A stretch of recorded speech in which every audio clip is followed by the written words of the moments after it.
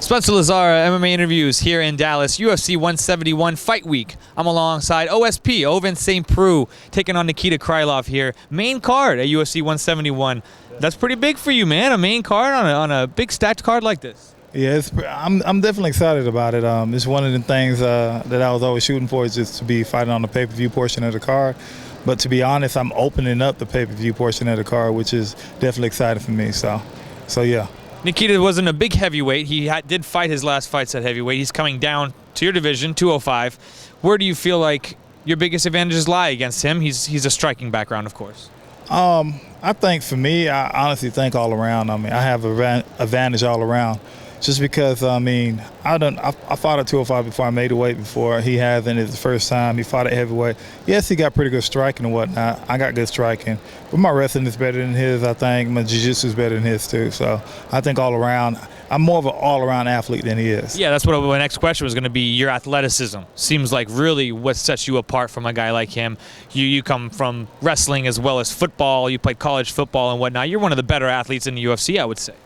I guess I would say that, but I think that's going to give him a lot of trouble too, just for the simple fact, I don't think he fought anybody my speed before. I know if we lock up, he's going to feel how strong I am, and I mean, that's going to give him a lot of trouble too. How has your experience give you a good confidence going into this fight? You've been in there with guys like Gegard Mousasi and Strikeforce and whatnot. I mean, these are guys who are world class. Oh yeah, that experience alone, like, Gegard was a K1 kickboxing champ, and, you know, I stood up with him. And so it's just one of them things where I'm not too much worried about that. I mean, I stood up with Ben Juradic, and from what I heard, like, Boss Rutten said, pound for pound, he got one of the hardest hands in MMA, and, you know, I took a couple of his shots.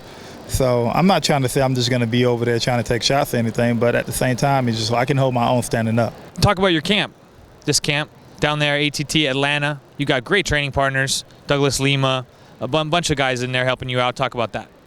It went pretty good. It definitely went pretty good. I started my initial camp at Knoxville for the first probably about 6 weeks. Then probably the last 2 or 3 weeks I went down there, and I got good work in with Brian Stan, Ethan Garrison, Diego, and Douglas Lima. So just working with Douglas too, just like the leg kicks alone.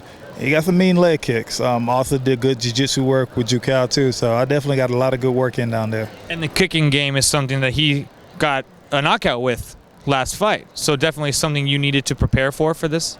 Oh yeah, I was already prepared for that. I mean, even for my prior opponent, Thiago Silva, only thing, my trainer Eric would, we'd be sparring, all he would do is throw leg kicks, but he had some soccer shin guards up under the regular shin guards, and all they did was throw leg kicks. So every time I was checking them pretty hard.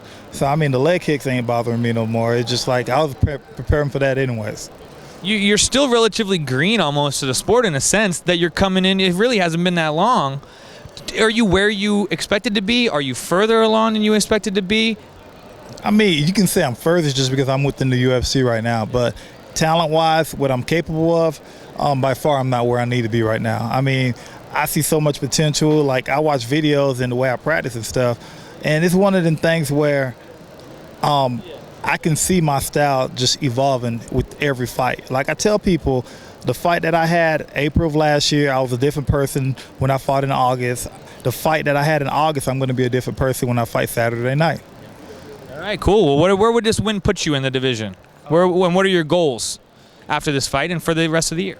I climb up the ladder. There's a couple guys that are in front of me that's ranked in front of me that I know I want to say, put to sleep or dismantle, but just kind of, I guess, ask for those fights and slowly but surely climb my way up the ladder. All right, cool, man. Anything else you want to say? That's it. Oh, wait. Shout out to my gym, Knoxville Martial Arts Academy. I was giving a shout out to UT Vols, VFL. Shout out to Immokalee, Florida. Shout out to Knoxville, ATT, all those guys down there for helping me out, even at the cooler and stuff. Also, shout out to we got a Russian dude at our gym, Evgeny and Isaac Fine for definitely, and Jasik King for definitely helping me get ready for my fight. Those guys helped me a lot. So, how's it gonna go down Saturday night? How's it gonna go down? Shoot, I want a performance of the night. So whatever I have to do to get a performance of the night, I'm gonna get one. I think I can get it too. There you go. Hope to see it. Ovince St. Preux, OSP. Check him out on Twitter, 003_OSP.